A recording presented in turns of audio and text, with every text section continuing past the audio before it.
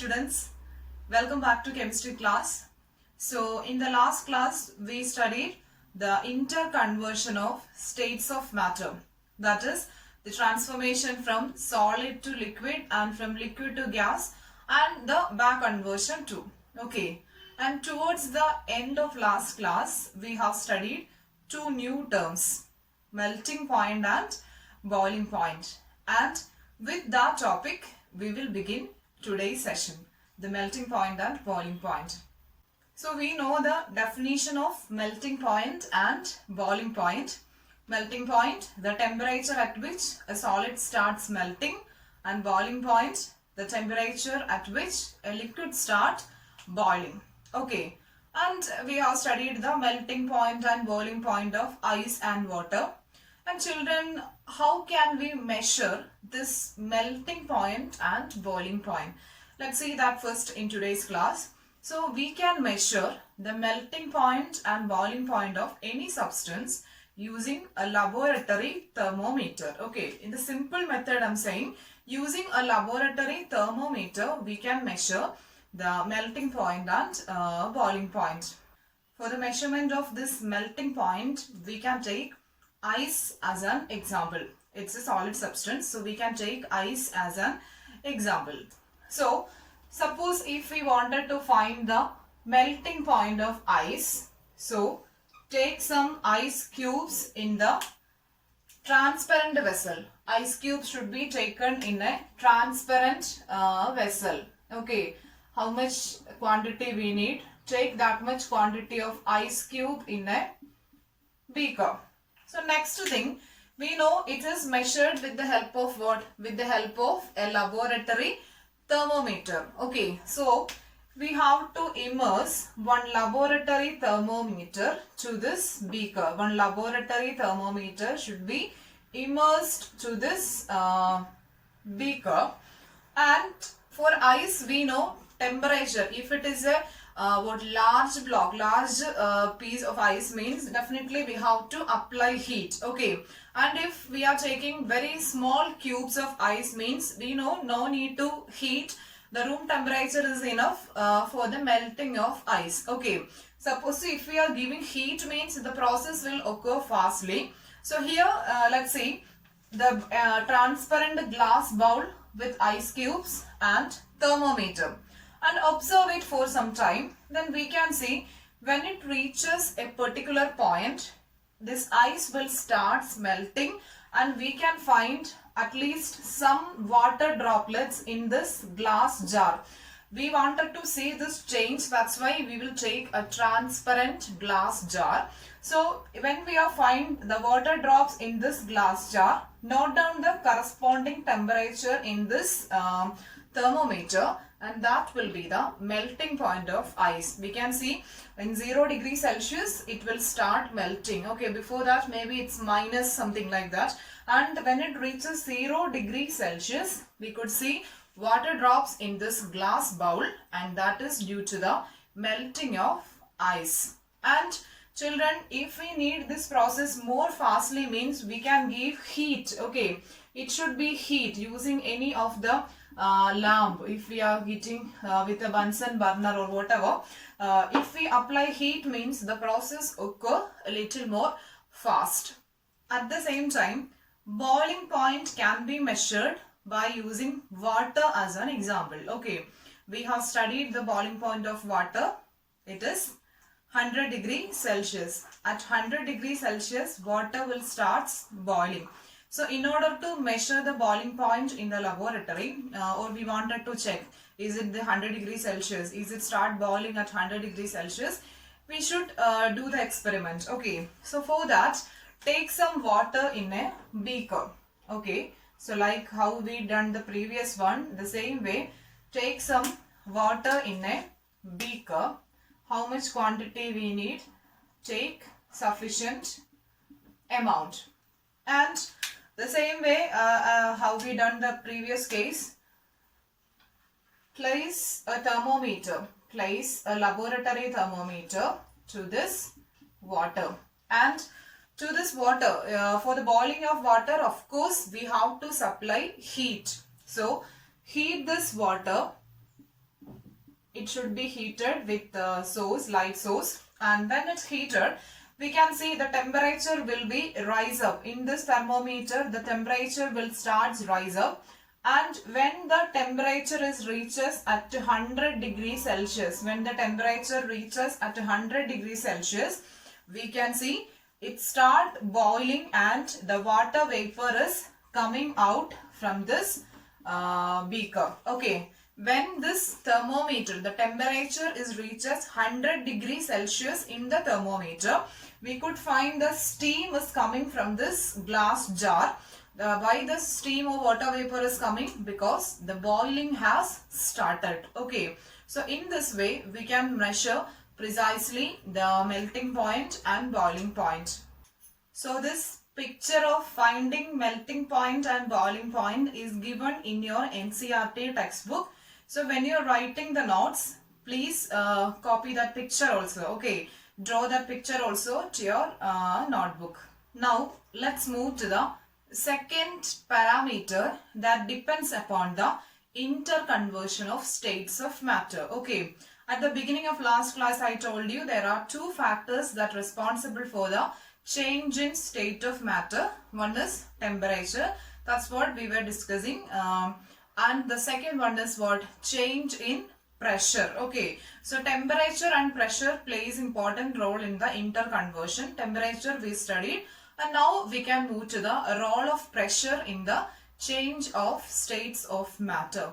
So by changing the pressure, gas can be converted to liquid and liquid can be converted to solid. Okay, so here what we wanted to do is we want to increase the pressure. Okay, we want to increase the pressure.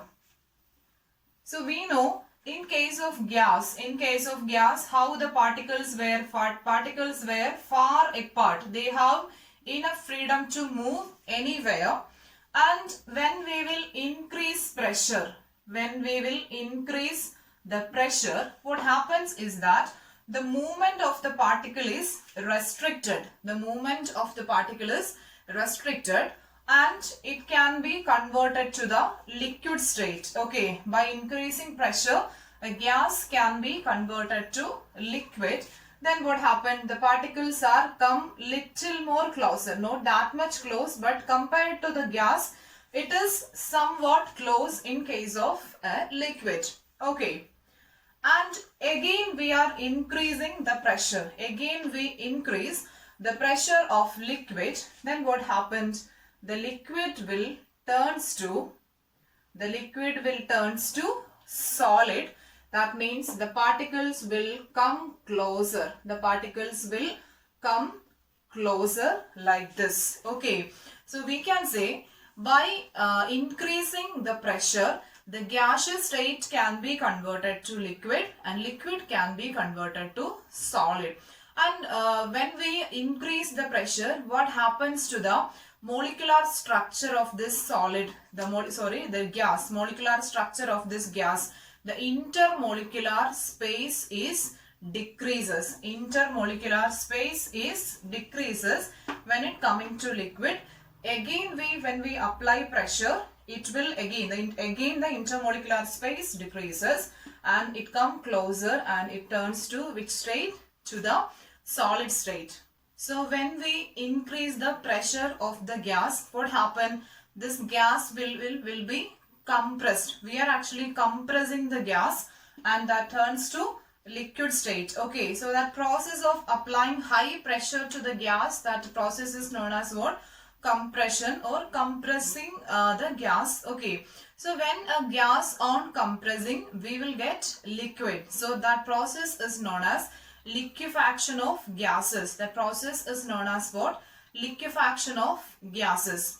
So we could find many examples for this liquefaction of gases. Okay, so in our home itself there are many substances which is liquefied gas. So we can say the first one, the simple example, that is LPG. The LPG gas that we used for the what domestic purpose and all.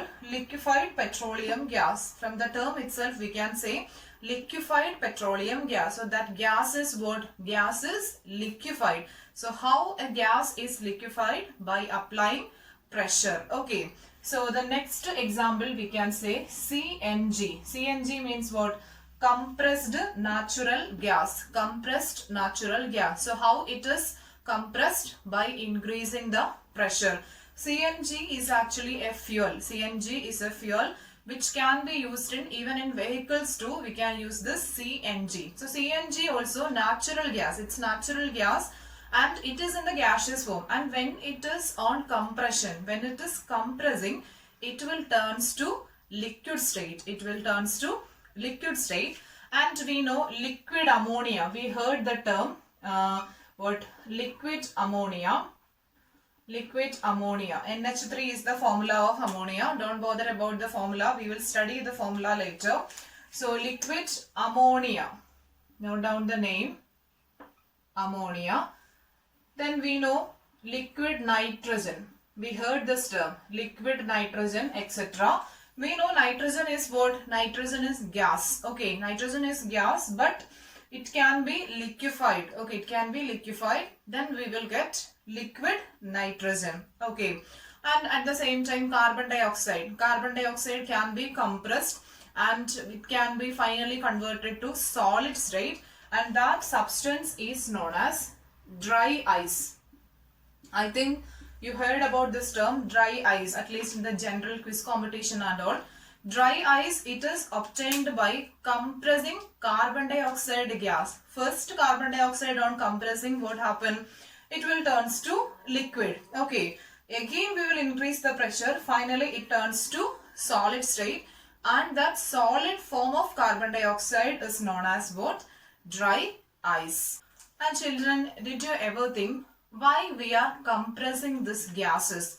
Just consider the example LPG. We know LPG is in liquid form. We are getting LPG in the liquid form. Then why we are not getting it is in the gaseous form? Of course, if it is in the gaseous form means the amount will be very less. Okay. When it compressed, more quantity can be accommodated in that cylinder, and for that the gas is compressed to liquid state. So let's see the compression of gases and the amount of substance could be accommodated in the cylinder. Okay, how this compression and the volume of gas is depends. Let's see that. So for that, a cylinder is taken.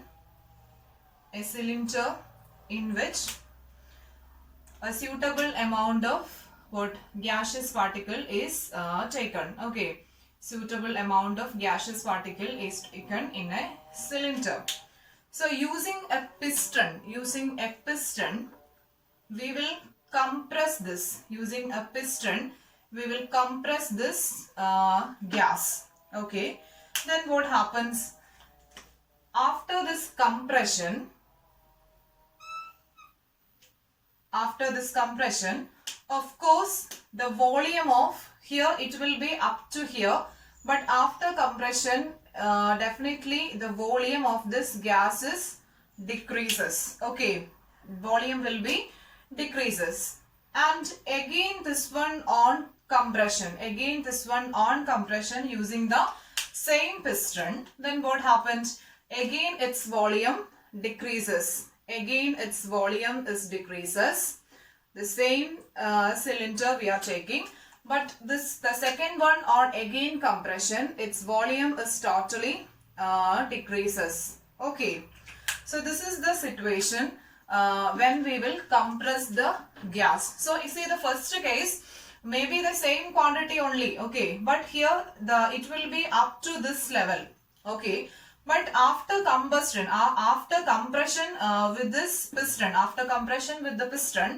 the volume will be decreases up to here. It turns to liquid state. Of course, it turns to liquid state, and the in this jar, the volume, the amount will be somewhat decreases. And again, when it compressed, again this liquid on further compressed, its amount will be again decreases. So in this way, if we compress the gases like LPG or whatever, more volume can be accommodated in the given cylinder.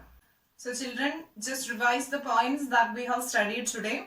We started with the measurement of melting point and boiling point that can be measured by using a laboratory thermometer. Okay, and then we just move to the next topic, effect of pressure on interconversion. Okay, by increasing pressure, we can convert gas to liquid and liquid to solid. That process is known as liquefaction of gases, or we can say compression. Okay, and by compressing any of the gas in that particular vessel, we can accommodate more volume. Okay, so that's what the advantage of this compression of gases.